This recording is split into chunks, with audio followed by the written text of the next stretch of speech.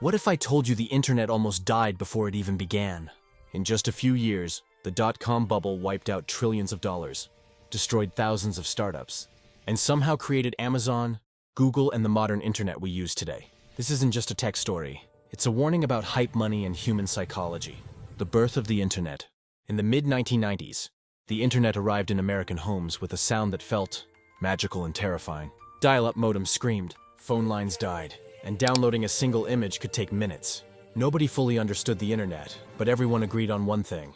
This was the future. Companies like AOL, Yahoo, and Netscape led the way. Being online made people feel like prophets, even if they had no idea how the tech actually worked. Wall Street loses its mind. Then Wall Street showed up.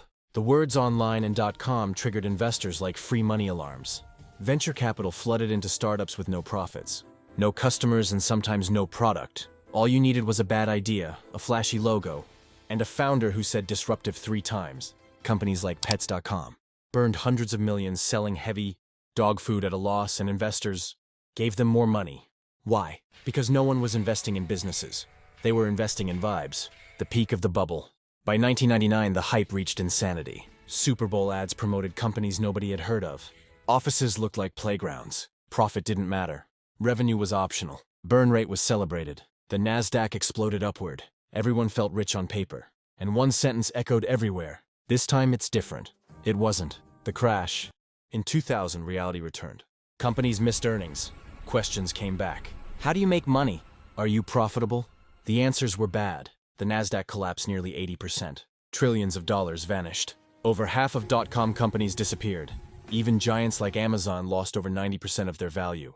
The dream was over. The survivors. But here's the twist. A few companies didn't die. Amazon stopped chasing hype and focused on one thing: delivering products better and cheaper. Google ignored marketing and perfected search. eBay focused on connecting real buyers and sellers. They survived for one reason: real customers, real revenue, real value. The rebirth of the internet.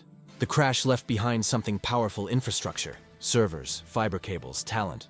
The next generation built quietly on top of it.